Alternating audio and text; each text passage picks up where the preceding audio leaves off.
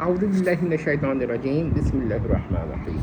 ہمارے ملک میں ایک بہت ہی اہم مسئلہ درپیش ہو گیا ہے، اور وہ یہ ہے کہ لوگ نعوت نعت کی جمع، انعات بھی ایک جمع ہوتی ہے، نعوت میں گانوں کے طرز اور انداز، حتیٰ کہ موسیقی تک استعمال کر دیتے ہیں۔ غور کر لیجیے گا۔ اب یہاں پر اس کی کچھ حدود و قیود ہیں جو بہت لوگ نہیں جانتے اور بہت لوگ غلو بھی کر جاتے ہیں۔ ایسا ہے کہ دیکھیے، اشعار نعت کے جب سے علم العروض پیدا ہوا ہے تو عروض پر ہیں، کیونکہ عروض پر ہی شاعری اچھی مانی جاتی ہے۔ تو نبی کی بارگاہ میں اگر آپ اشعار پیش کر رہے ہیں تو علم العروض کا خیال رکھیں، ورنہ عروض سے گرے ہوئے شاعری یہ کوئی نعت نہیں ہوگی۔ اب آپ یہ سوال کر سکتے ہیں کہ بھئی عروض تو بعد میں بنا ہے اور شاعری نبی کی شان میں پہلے سے ہو رہی ہے۔ بالکل یہ بات ٹھیک ہے، مگر تمام اس پر متفق ہیں کہ انہی اشعار کو سامنے رکھ کر علم العروض بنایا گیا۔ تو اب یہ نہیں کہا جا سکتا ہے کہ بغیر علم عروض کے یا بغیر علم العروض کے آپ شاعری کر سکتے ہیں۔ نبی کی شان میں نعوت و انعات جب بھی لکھی جائیں گی، نعتیں جب بھی پڑھی جائیں گی، اگر عروض پر نہیں ہے تو وہ نبی کی شان کے مطابق نہیں ہے۔ اسے نبی کی شان میں پیش کرنا ایک عیبی چیز کو پیش کرنا ہے۔ تو نہایت ہر نعت خواں حضرات سے اور نعت صاحبان سے جو نعت کو لکھتے ہیں، ان شعراء سے جو نعت سے شغف رکھتے ہیں، پہلا تو گزارش ہے کہ علم العروض کا خیال رکھیں۔ دوسرا ہے کہ اردو ہو فارسی ہو، عربی میں تو یقینی طور پر آپ نے گرامر، صرف و نحو کا خیال رکھنا ضروری ہے۔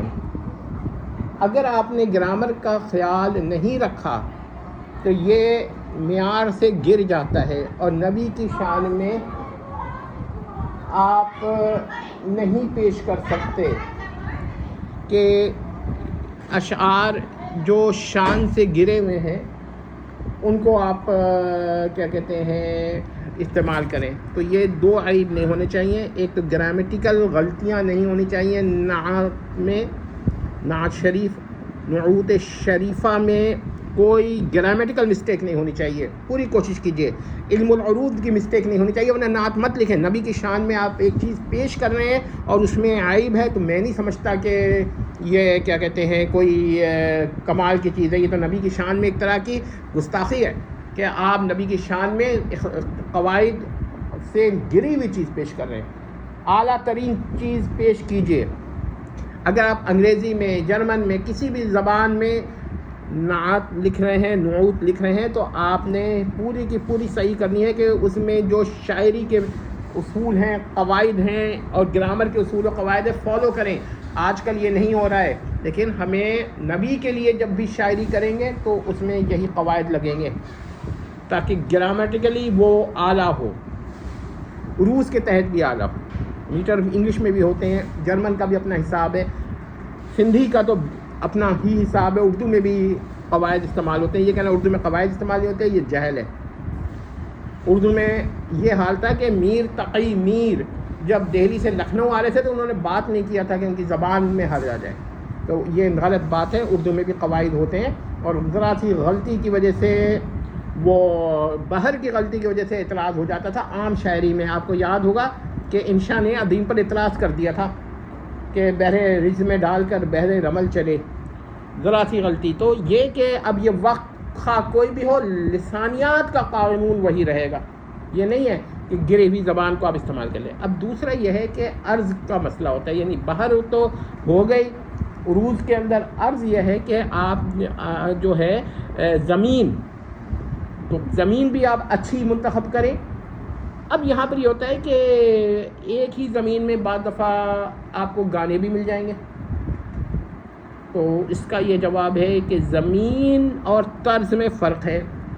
اگر زمین آپ ایسی منتخب کرتے ہیں جو اتفاق سے کسی گانے میں بھی آ جاتی ہے تو یہ مسئلہ نہیں ہے، مگر اہتمام اور التزام کے ساتھ آپ کسی گانے پر کوئی نعت بناتے ہیں یا شعر کہتے ہیں تو یہ سخت معیوب ہے۔ تو یہ دو فرق رکھیے گا کہ پہلے تو آپ نعت لکھیے، بحر لیجئے، کون سی ویریانٹ لے رہے ہیں بحر پہ وہ لیجئے، علم العروض لیجئے، ایک زمین منتخب کیجئے، عرض منتخب کیجئے، اس کے اوپر آپ کہیے۔ اب اگر اتفاق سے اس بحر میں اور یا اس زمین میں کوئی نغمہ یا گانا یا فلمی گانا اتفاق سے پایا جاتا ہے تو یہ اب یہ اعتراض کے قابل نہیں ہے۔ لیکن اگر آپ نے کسی گانے کو سامنے رکھ کر وہی چیز آپ نے اپنائی تو یہ جائز نہیں ہے، یہ ممنوع ہے۔ اتفاق ہو جانا اور چیز ہے، آورد اور آمد کا فرق ہے، یعنی کہ آپ نے ایک گانے کو معیار بنا لیا اور اس پر آپ نے شاعری شروع کر دی، نہیں۔ اس کے بعد ایک اور چیز ہے کہ طرز جو ہے نا یہ گانے کا نہیں ہونا چاہیے، کیونکہ طرز گانوں میں ہوتا ہے، نعوت میں یہ طرز کا کوئی مسئلہ نہیں ہے۔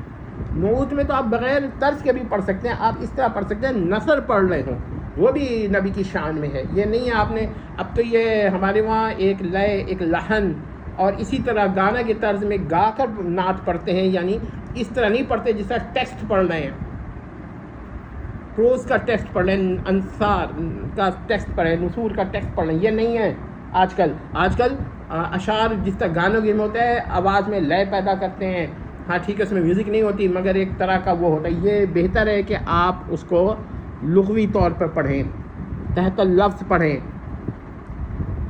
اگر آپ ایسا نہیں کرتے تو غلطی کرتے ہیں۔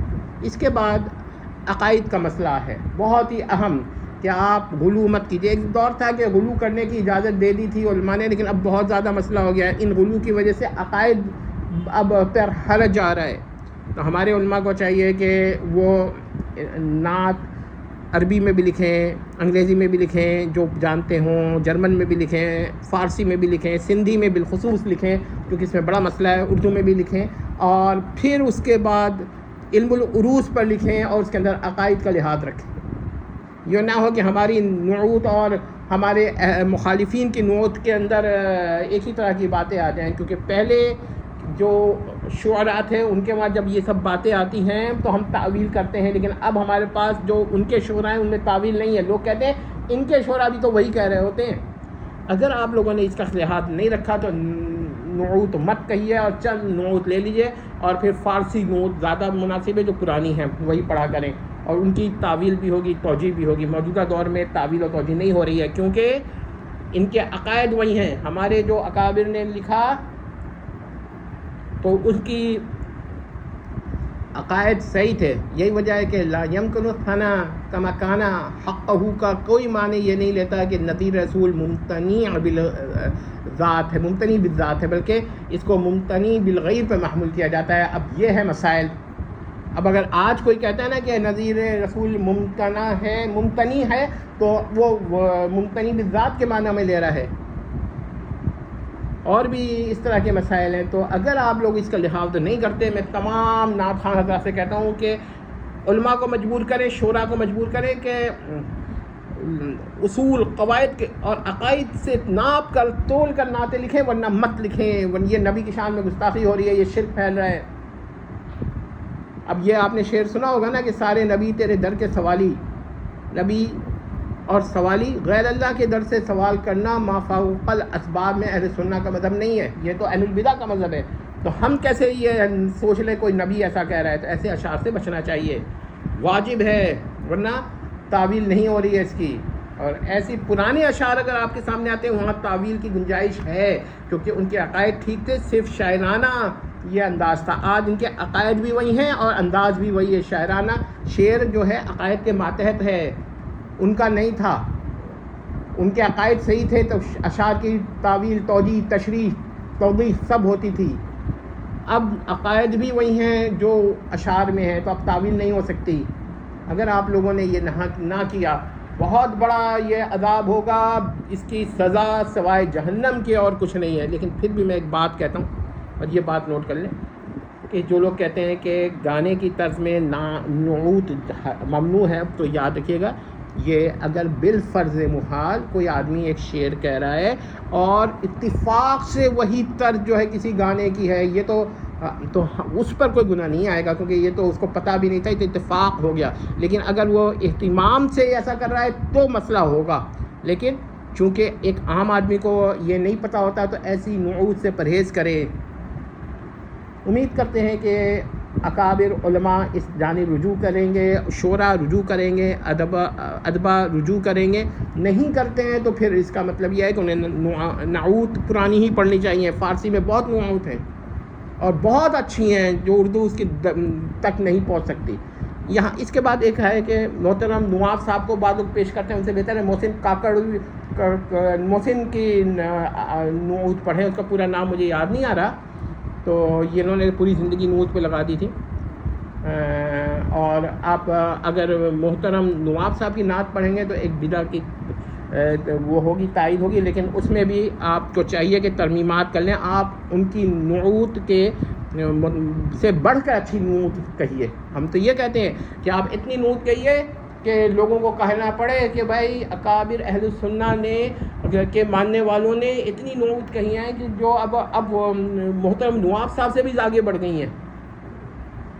اگر آپ ایسا نہیں کرتے پھر آپ اپنی ذمہ داری پوری نہیں کرے. والسلام علیکم.